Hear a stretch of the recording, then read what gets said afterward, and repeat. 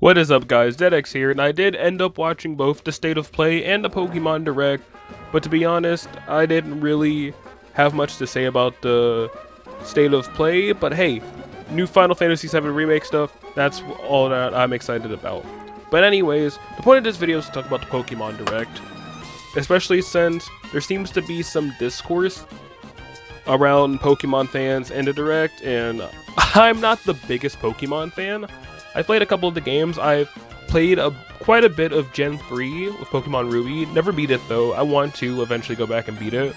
And I have beaten Pokemon Moon. I actually have a bit of nostalgia for that game. I don't know why it came out when I was in like 8th grade. Then again, that was like 5 years ago, so maybe that's where the nostalgia comes from. As well as getting Pokemon Sword close on its release date, and actually enjoying that quite a bit on the first playthrough. And in fact, to this day, I still don't really hate Sword and Shield all too much. Maybe if I played all the Pokemon games, I would start to feel like the staleness, but even still, I kind of feel the state. Like, I can see where people are coming from when it comes to the complaints of staleness in the Pokemon series, especially since Pokemon games are very, very, very simple when it comes to the RPG genre.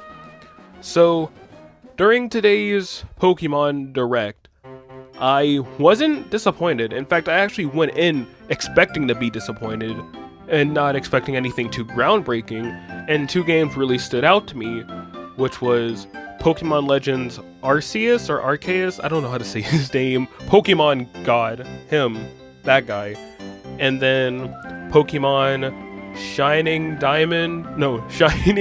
Pearl and Brilliant Diamond. So yeah, Pokemon Diamond is unbreakable for all my JoJo fans out there. So when it comes to this, I think the Gen 4 remakes don't look necessarily as bad as people are making it out to be.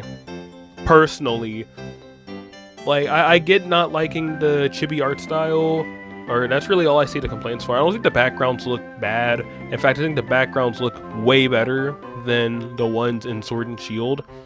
Even though I don't think Sword and Shield is too bad of a game. It has its moments. Sword and Shield has its moments where it looks pretty decent, if you ask me. Just not all of the game is good looking. I'm not stupid and crazy. But I think the Pokemon Gen 4 remake looks pretty decent. Not gonna lie, like, I might actually buy this. I was expecting this to look bad. I was expecting it to be Sword and Shield, but, you know, kind of maybe still using the full people model. But it looks like that what they wanted to do was try to capture the same, I guess, kind of vibe, kind of feel of Gen 4 with the little chibi art style, and then when you get into the fights, it's actually a full, like, rendered dude, like a you know, like the full-size kids. I feel like that's what they're trying to go for, and I don't mind it, actually. I personally don't mind it. I see it like Pokemon fans really don't like it, maybe because, like, it just doesn't look the same. Like, they would prefer something that looks, like, newer. I don't know. Like, I don't know the complaints. I'm not gonna try to understand it, and, like, I will, like, listen to the complaints that they have. I just haven't looked too much into it. I personally just like it. I see people complaining, saying it's ugly, saying that it just doesn't look good. I don't agree at all. I think it looks pretty decent, especially compared to Sword and Shield before it. And then I did see a screenshot comparing it to Let's Go, which I haven't played, so I don't know about myself anyway. So anyways, new Pokemon Snap, because I did talk about that a bit. I don't know if I'm going to get it or not. Personally, because it's a photograph simulator, like, or that's me, like, simplifying it, of course, but it's like, I don't know, do I want to spend $60 on it? Like, the game looks great, the game looks pretty, like, looks really pretty. I don't know if I'm willing to pony up $60 for it. I do think Game Freak, or I don't even think it's Game Freak, I think it's Bandai Namco that's handling the development for the game. I think they're doing a really great job with it. I think it looks pretty great, especially for the Switch. Like, the water effects looked really nice. The Pokemon models looked really nice. Like, I don't know all the Pokemon, of course, because I'm very, very, very casual with this series. and eventually do want to play more of it. But man, like, I do think new Pokemon Snap might, like, I think it will be on selling for a bit. I think it's coming out in like summer. So yeah. And then the last thing I'm probably going to talk about for a bit is going to be Pokemon Legends, because this is probably the one. I don't know if I have more to say on this than I necessarily do for the other games, but I do, like, I do have an opinion on this. I think it looks really great.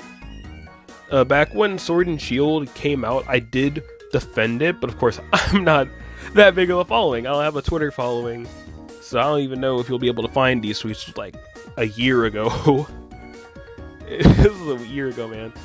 And then I've talked about it with friends. I always had like this feeling that Sword and Shield was like a step that Game Freak didn't know like what they wanted to necessarily, or didn't know how to get what they were really looking for with Sword and Shield graphically, as well as gameplay wise. They were just kind of sticking to what they knew. And I guess they didn't know how to take advantage of the assets, or like the Pokemon assets, making them look like, you know, better and not just up-resing 3DS assets.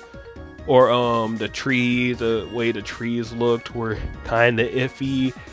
Like, it wouldn't have looked bad on a 3DS, but on the Switch it looks not good, especially when it's blown up.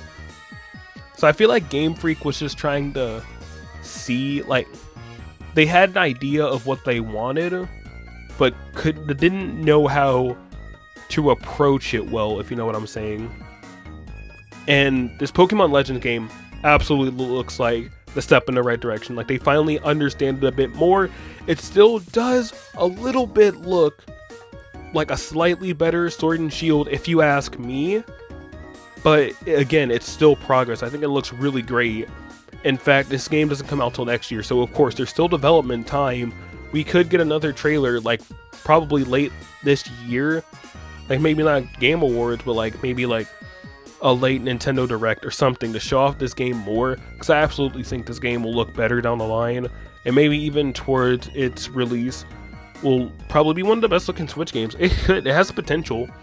Like, we need more games than like Mario Odyssey and Breath of the Wild being like really good looking Switch games. But to be granted, I didn't play a lot of the 2018, 2019 titles. Animal Crossing looks pretty nice, but still, like, this game looks like it's going to have some sauce, you know. It's gonna have the sauce. And then let's go. Oh my god, I thought it was a Safari Zone type beat too.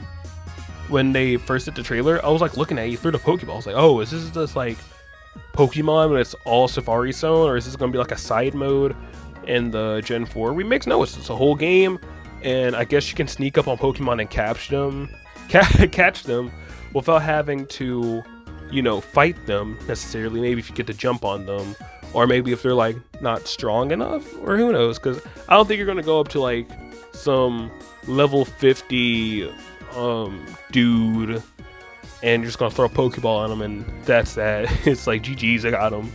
So yeah, but it looked interesting. I think if it were to be something like that, I assume it would scale to your Pokemon's current level. But again, I don't know. We'll have to see more of that. We'll have to see more. Bidoof is in it. You know, Bidoof, the god himself. So that's pretty hype. And then also it's adding in Rowlet as well as Cyndaquil, which I know Rowlet was in Gen 6? Gen 7? The Sword and Moon gen. I don't know all the gens. Please don't flame me. And then Cyndaquil was Gen 2, I believe. So it's interesting, and they even said it in the video, or the presentation or whatever, that it's heavily implied that they were brought from Sinnoh to breed elsewhere, I think, or something like that. But yeah, very interesting what they're doing with Pokemon Legends, I feel. I think that game will be pretty great. But again, I don't have much to go off of. This is just a good feeling at this point. But anyways, thank you guys so much for watching this video. I had to put something out. I kind of do feel a little bit bad not talking about the state of play, but there just wasn't anything too interesting for me to want to talk about besides Final Fantasy VII, which everyone else is already doing anyway. So I just wanted to get this out of the way, especially since I wanted to get my opinion out, saying that I actually think Gen 4 remakes look good. I don't think they look ugly or bad. I think it looks decent. I can't wait to see more of that game. Hopefully it's at E3. But anyways, I've been NetX. You guys have been awesome. Please like, comment, and subscribe and all that jazz. I'll see you guys in the next video. Thanks.